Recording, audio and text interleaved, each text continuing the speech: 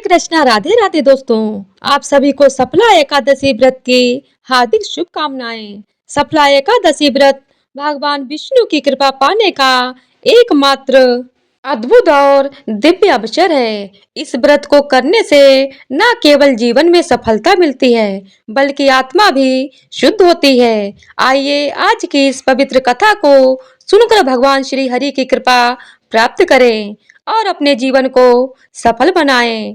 मोक्षदा एकादशी की कथा सुनकर धर्मराज युधिष्ठिर ने प्रसन्न होते हुए भगवान श्री कृष्ण से कहा, हे कमल नयन, मोक्षदा एकादशी की व्रत कथा सुनकर मैं तो धन्य हो गया।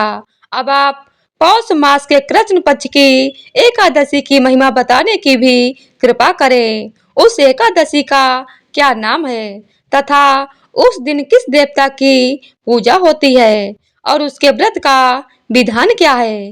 हे माधव, मुझ पर कृपा करते हुए यह सब आप मुझे विस्तार पूर्वक बताइए। तथा धर्मराज युधिष्ठिर की जिज्ञासा सुनकर भगवान श्री कृष्ण ने कहा, हे कुंती पुत्र, तुम्हारे प्रेम के कारण मैं तुम्हारे प्रश्नों का विस्तार सहित उत्तर देता हूँ। अब तुम इस एकादशी व्रत का महात्म्य में ध्यान पूर्वक सुनो। भगवान श्री कृष्ण कहते हैं, हे धर्मराज, इस एकादशी के द्वारा भगवान श्री हरि विष्णु को शीघ्र ही प्रसन्न किया जा सकता है। पौष माह के कृष्ण पक्ष की एकादशी का नाम सफला है। इस एकादशी के आराध्य देव नारायण हैं। इस एकादशी के दिन श्रीमन नारायण जी की विधि के अनुसार श्रद्धा पूर्वक पूजा करनी चाहिए। हे पांडु नंदन, इसे सत्य जानो कि जिस तरह नागों में शेषनाग, पक्षियों में गरुड़, ग्रहों में सूर्य चंद्र, यज्ञों में अश्वमेध और देवताओं में भगवान विष्णु श्रेष्ठ हैं, उसी प्रकार व्रतों में एकादशी व्रत श्रेष्ठ है। हे धर्मराज, एकादशी का व्रत करने वाले व्यक्ति भगवान श्री हरि को अति प्रिय हैं। इस एकादशी में नींबू, नारियल, नैवेद्य आदि अर्पण करके भगवान नारायण का पूजन करना चाहिए। मनुष्य को 5 सहस्त्र हर्ष तपस्या करने से जिस पुण्य फल की प्राप्ति होती है, वही पुण्य श्रद्धा पूर्वक रात्रि जागरण सहित सफला एकादशी का उपवास करने से मिलता है। आगे भगवान श्री कृष्ण कहते हैं, हे युधिष्ठिर महाराज, अब तुम सफला एकादशी की कथा भी ध्यान पूर्वक सुनो।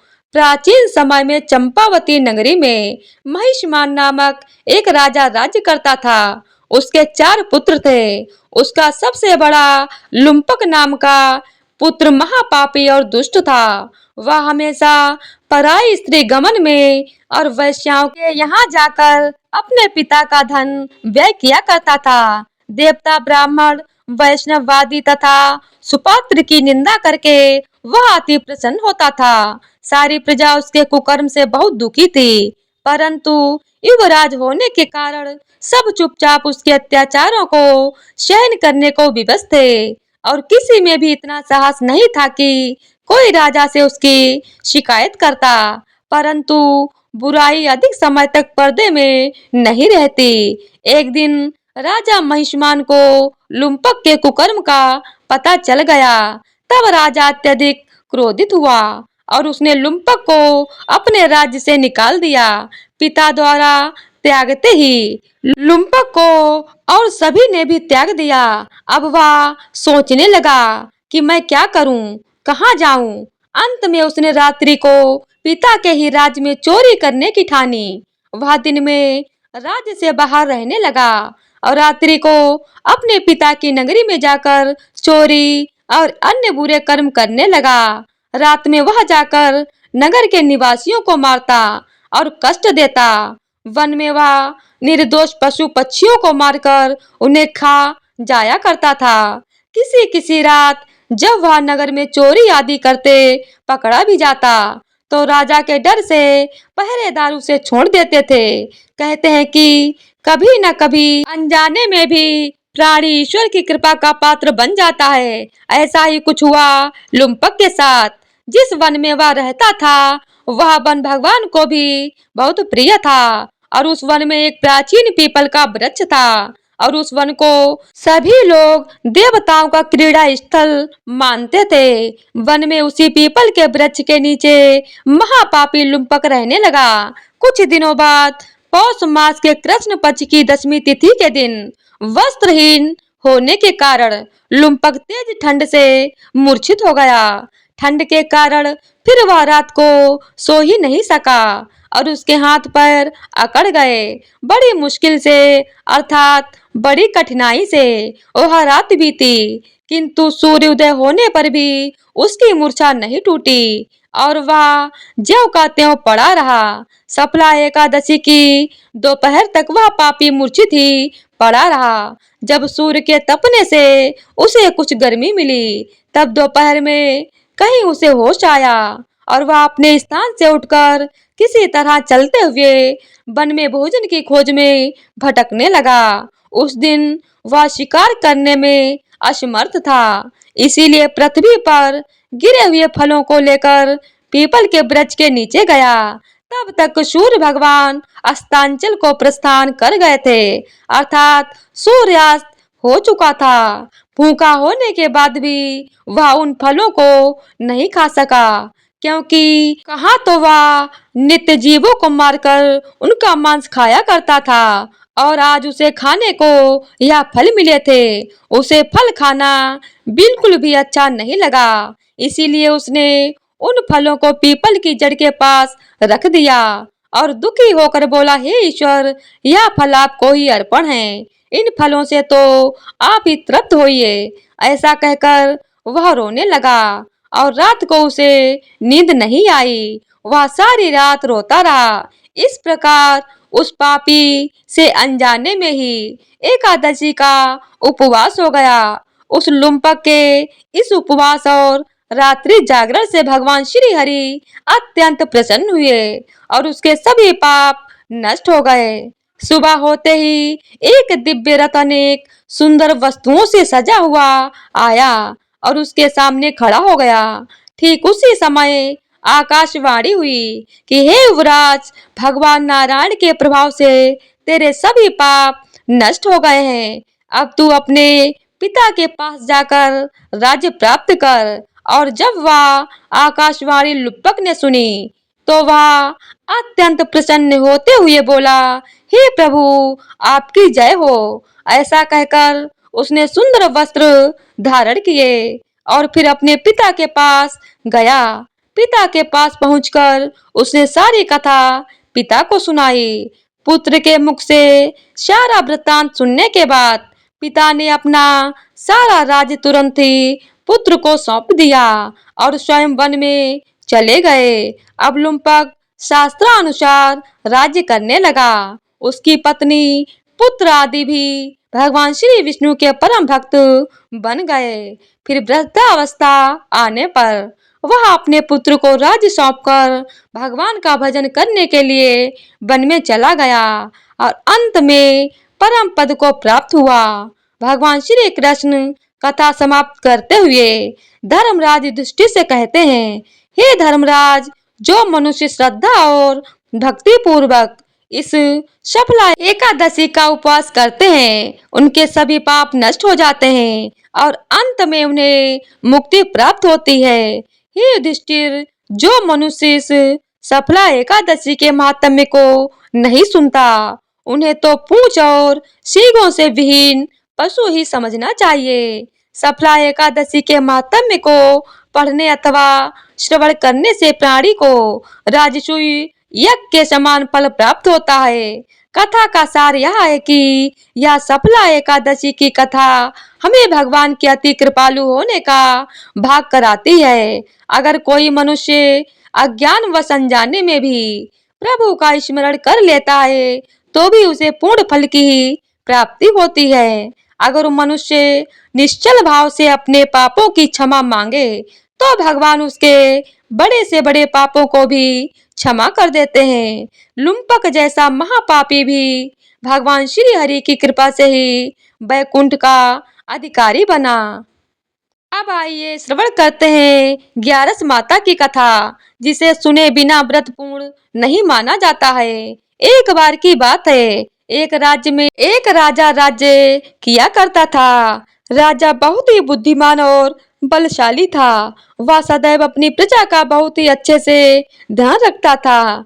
प्रजा भी अपने राजा को बहुत पसंद करती थी। राजा के दो बेटियां थीं। राजा अपनी दोनों बेटियों से बहुत ही प्रेम किया करता था। राजा की दोनों बेटियां बहुत ही सुंदर थीं, लेकिन राजा की छोटी बेटी देखने में बहुत ही सुंदर और धार्मिक प्रवृत्ति की थी। वह 12 मास 11 माता की पूजा और व्रत किया करती थी। सभी लोग राजा की छोटी बेटी से बहुत ही प्रेम करते थे और खूब प्रशंसा किया करते थे। वह बोलने में बहुत ही अच्छी थी। राजा भी अपनी छोटी बेटी को बड़ी बेटी से कुछ ज्यादा ही प्रेम करते थे, जिस कारण राजा की बड़ी बेटी को अपनी छोटी बहन से नफरत होने लगी।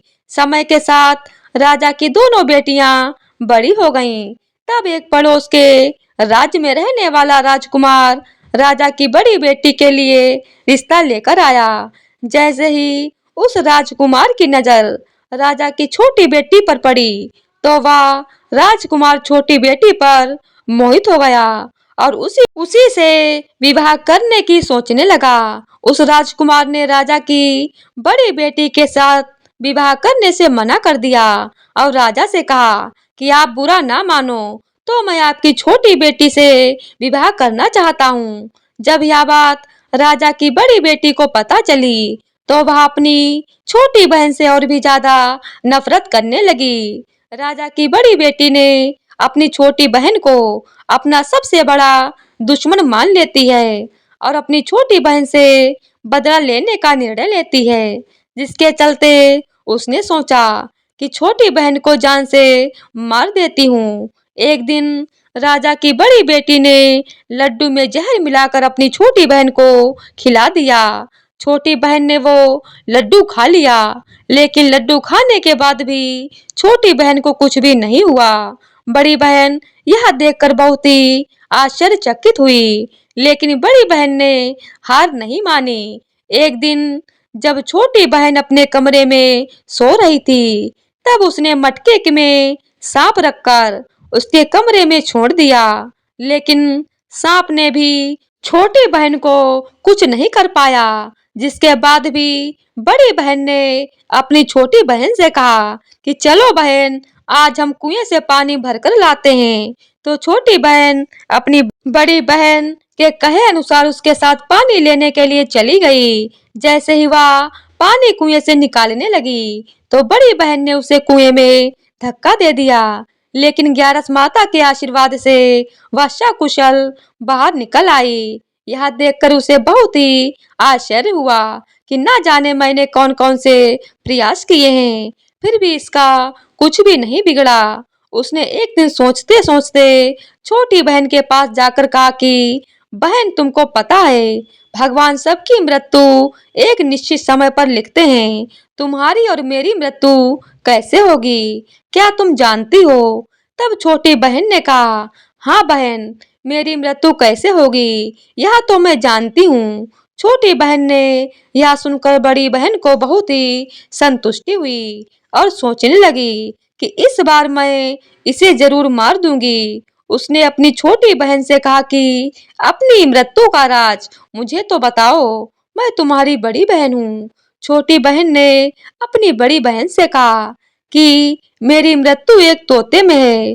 जो तोते के गले में एक हार है, उसी से मेरी मृत्यु होगी। जब कोई व्यक्ति उस तोते को मारकर वह हार अपने गले में पहन लेगा, तो मैं मूर्छित हो जाऊंगी, और जैसे ही उस हार को अपने गले से उतार देगा, तो मैं वापस जीवित हो जाऊंगी। अपनी छोटी बहन की मृत्यु का राज सुनकर बड़ी बहन बहुत ही खुश हुई और उसे अपनी छोटी बहन को मारने के लिए उस पालतू तोते को ढूंढना शुरू कर दिया। लेकिन छोटी बहन को इस बात का पता था कि वह मेरी जान लेना चाहती है। वह अपने पिताजी के पास गई और अपने पिताजी से कहा कि पिताजी, अगर मेरी मृत्यु हो जाए तो मुझे जलाना मत, बल्कि आप मुझे पुरानी वाली जो हवेली है उसमें एक पलंग पर लिटाकर छोड़ देना।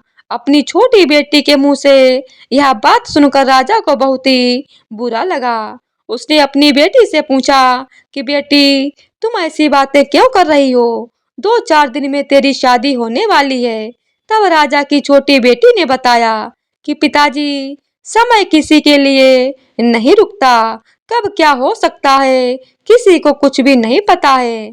फिर राजा ने अपनी छोटी बेटी से कहा कि तुम्हारा ऐसा बोलना मुझे बिल्कुल भी अच्छा नहीं लगता। लेकिन छोटी बेटी ने अपने पिताजी को ऐसा करने पर मजबूर कर दिया और वचन ले लिया कि मरने के बाद जलाना नहीं है। तो राजा ने भी अपनी छोटी बेटी की बात मान ली। 2-3 दिन बाद जब शादी का समय आया, घर में पूरा शादी का माहौल था। पूरे गाजे बाजे के साथ बारात आई। राजकुमार बारात लेकर राजा के घर आया। राजकुमार और राजा की छोटी बेटी का विवाह शुरू हो गया। जैसे ही राजा की छोटी बेटी राजकुमार के साथ अपने फेरे लेना शुरू करती है, तो उसी समय उसकी बड़ी बहन अपनी छोटी बहन के कमरे में जाकर उसके तोते को पकड़ लेती है और उसे जान से मार देती है। तोते के गले में जो हार था उसे अपने गले में धारण कर लेती है। जैसे ही बड़ी बहन ने हार को अपने गले में डाला, तो उधर छोटी बहन के 3.5 फेरे हो चुके थे और वह बेहोश होकर गिर गई। इसके बाद राजा ने बड़े बड़े हकीम को बुलाया, अपनी छोटी बेटी का इलाज करने को कहा। राजा ने कहा, कोई मेरी बेटी का इलाज कर दे, मुंह मांगा इनाम दिया जाएगा। राजा की यह बात सुनकर वैद्य ने जब छोटी बेटी को चेक किया, तो राजा को बताया कि आपकी छोटी बेटी ना तो जीवित है और ना ही मरी हुई है। मैं तो मेरे जीवन में ऐसा पहली बार देख रहा हूँ। तो राजा ने वैद्य और हकीम को कह दिया कि यह बात बाहर किसी को मत बताना। अगर तुमने यह बात और किसी को बताई तो हम तुम्हें फांसी की सजा सुना देंगे। राजा ने अपनी छोटी बेटी को पुराने महल में ले जाकर एक पलंग पर लिटा दिया।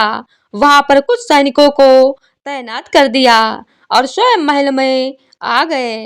राजा की बड़ी बेटी अपने पिताजी के पास गई और कहने लगी कि पिताजी, अगर यह शादी संपन्न नहीं हुई तो आपकी इज्जत का क्या होगा? अगर आप कहो तो मैं आपकी इज्जत बचाने के लिए राजकुमार से शादी करने के लिए तैयार हूँ। राजा ने अपनी बड़ी बेटी की बात मानकर छोटी बेटी के कपड़े बड़ी बेटी को पहना दिए और मंडप पर भेज दिया। लेकिन राजकुमार यह जान गया था कि यह राजा की छोटी बेटी नहीं, बड़ी बेटी है, तो उसने शादी करने से मना कर दिया। लेकिन वहां पर आए सारे लोगों ने राजकुमार को शादी करने के लिए विवश कर दिया और राजा की बड़ी बेटी से शादी उस राजकुमार की करवा दी। बचे हुए 3.5 फेरे बड़ी बेटी के साथ दिलवा दिए गए। उसके बाद राजकुमार राजा की बड़ी बेटी को अपने महल ले गया। राजकुमार राजा की बड़ी बेटी से ना तो बात करता था और ना ही उसे पसंद करता था और ना ही उसके कमरे में जाता था। राजकुमार ने यह फैसला ले लिया कि मैं राजा की छोटी बेटी को ढूंढ कर ही रहूंगा। वह रात दिन उसे ढूंढता हुआ इधर उधर घूमने लगा। एक दिन राजकुमार अपने घोड़े पर सवार होकर राजा के पुराने महल के पास पहुंच गया, जहां पर उसने कुछ सैनिकों को देखा। महल के पास पहुंचकर राजकुमार ने जब महल को ध्यान से देखा, तो वह समझ गया कि यह मेरे ससुर का पुराना महल है। तब राजकुमार ने सैनिकों से पूछा कि तुम लोग यहाँ क्या कर रहे हो और इस महल के अंदर उस पलंग पर कौन लेटा है? तो सैनिकों ने बताया कि यहाँ पर राजा की छोटी बेटी लेटी है। यह सुनकर राजकुमार बहुत ही खुश हुआ और तुरंत उससे मिलने के लिए अंदर चला गया। लेकिन अंदर जाकर देखा तो वह बिल्कुल बेहोश थी। राजकुमार उसकी सेवा करने लगा। जैसे ही रात हुई, राजा की छोटी बेटी उठकर बैठ गई। राजकुमार यह देखकर बहुत ही खुश हुआ और उसने उससे पूछा कि तुम यहाँ पर क्या कर रही हो? ऐसे बीच फेरों से गायब होकर यहाँ पर क्यों चली आई हो तुम? मेरे साथ चलो।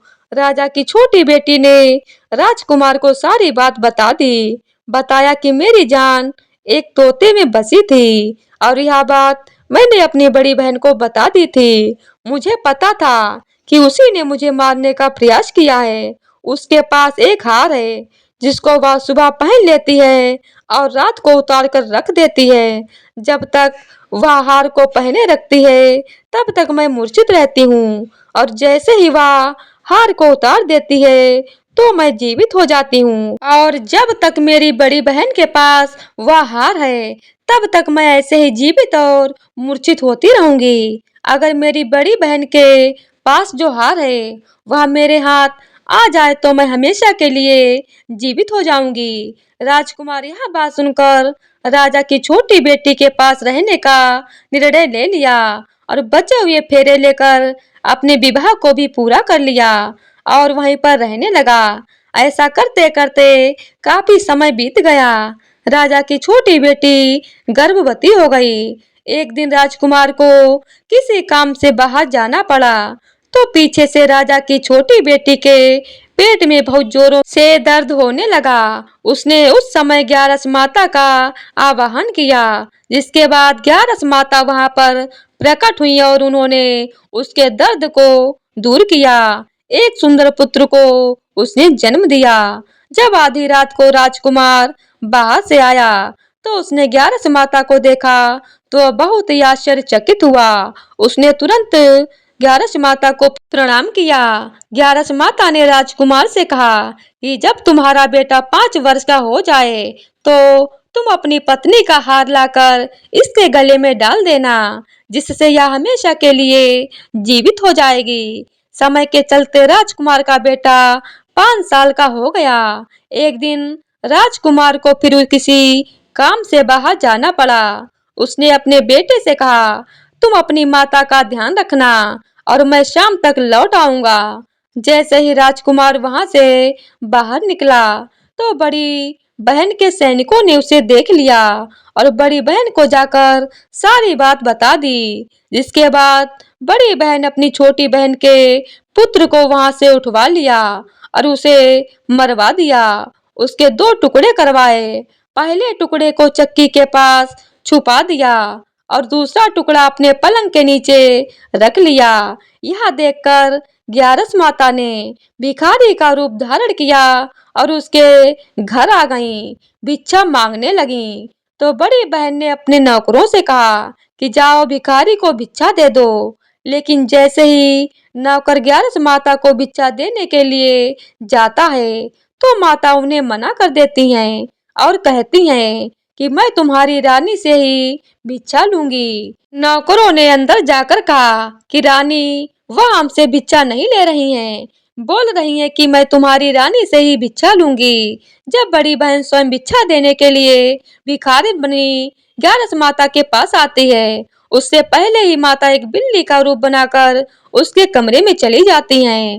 वहां पर जो छोटी बेटी के पुत्र का एक टुकड़ा था वह उठा लेती हैं और दूसरा चक्की के पास से उठाकर जीवित कर देती है और वहां से लेकर चली जाती हैं और राजकुमार को सारी बात बताकर उन्हें उसका बेटा सौंप देती हैं। राजकुमार अपने बेटे को लेकर उस बड़ी बहन के पास जाता है और उसे कहता है कि इस बच्चे का अच्छे से ध्यान रखना। अगर तुम इस बच्चे का अच्छे से ध्यान रखोगी तो मैं ही तुमसे बात करूंगा वरना मैं यहाँ से चला जाऊंगा। एक दिन राजकुमार ने अपने बच्चे से कहा कि तुम ऐसा करो, तुम्हारी माँ के गले का वो हार मांग लो, तुम्हारी जिद की वजह से वह तुम्हें दे देंगी। अपने पिताजी के कहे अनुसार लड़का अपनी बड़ी माँ के पास जाकर कहता है कि माँ मुझे तुम्हारे गले का हार चाहिए। यह सुनकर उसकी माँ को पहले तो बहुत गुस्सा आता है पर उसको याद आता है कि राजकुमार ने कहा है कि अगर मैं इस बच्चे का अच्छे से ध्यान रखूंगी तो ही वह मुझसे बात करेंगे। वह सोचती है कि छोटी बहन तो अब तक मर गई होगी, उसे जला भी दिया गया होगा, अब कौन सी चिंता है। यही सोचकर वह हार को निकालकर उस बच्चे को दे देती है। वह बच्चा उस हार को ले जाकर अपने पिताजी को दे देता है। तो राजकुमार अपने बेटे और उस हार को लेकर वहां से चला जाता है और जाते हुए कहकर जाता है कि हमारे लिए खाना बनाकर तैयार रखना, मैं शाम को आकर तुम्हारे साथ ही खाना खाऊंगा। यह कहकर अपने बेटे को लेकर वहां से सीधा राजा के पास जाता है और राजा को सारी बात बता देता है। राजा अपनी बड़ी बेटी की यह करतूत सुनकर बहुत ही क्रोधित होते हैं और अपनी परवरिश को दोष देने लगते हैं। राजा राजकुमार को अपनी छोटी बेटी के साथ रहने का आदेश देते हैं। राजकुमार वह हार लेकर छोटी रानी के पास जाता है और उसके गले में वह हार डाल देता है, जिससे वह जीवित हो जाती है। दोनों बहुत ही खुश होते हैं। राजकुमार अपने बेटे और अपनी पत्नी को लेकर अपने राज्य में चले जाते हैं। इस तरह एकादशी व्रत के प्रभाव से राजा की छोटी बेटी को अपने जीवन में आई तमाम मुसीबतों से छुटकारा मिलता है।